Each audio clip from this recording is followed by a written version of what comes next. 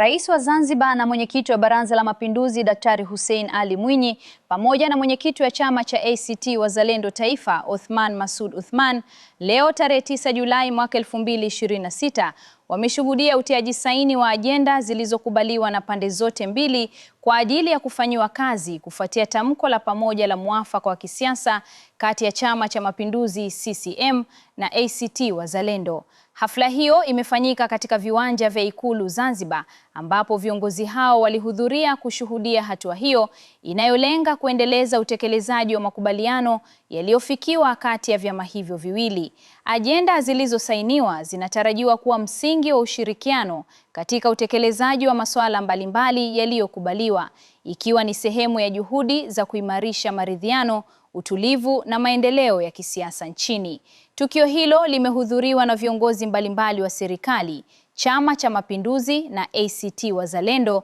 pamoja na wageni waalikwa, wakionyesha umuhimu wa hatua hiyo katika kuendeleza muafaka wa kisiasa Zanzibar. Hatua tuliyofikia leo ya utiaji saini tamko la pamoja ni hatua muhimu ya kufungua njia katika kufikia utekelezaji wa matakwa ya kikatiba ya kuwezesha uundwaji wa serikali ya umoja wa kitaifa kwa mujibu wa vifungu vya 9 kifungu kidogo cha 3 na 39 vya katiba ya Zanzibar ya mwaka 1984. Hatua hii ya leo ni muhimu sana kwangu kama kiongozi wa nchi katika utekelezaji wa azma yangu ya kuimarisha umoja,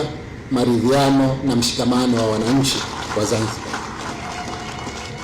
ili kwa pamoja tuweze kushirikiana katika kuleta maendeleo ya nchi yetu kwa manufaa ya wananchi wote. Mheshimiwa viongozi na ndugu wananchi, napenda nikuhakikishieni kuwa niko tayari kushirikiana na viongozi wenzangu kusimamia awamu ya pili ya mchakato ambayo inaanza kwa hatua hii ya kutolewa kwa tamko hili la pamoja na kufuatiwa na hatua nyingine ikiwemo mazungumzo ya ajenda zilizokubaliwa. Na mategemeo yangu kuwa awamu ya pili ya mchakato utaongozwa na dhamira ya dhati ya kupata muafaka na kwamba maslahi ya Zanzibar yatawekwa mbele kwa lengo la kujenga mustakabali mwema wa nchi yetu na watu wake.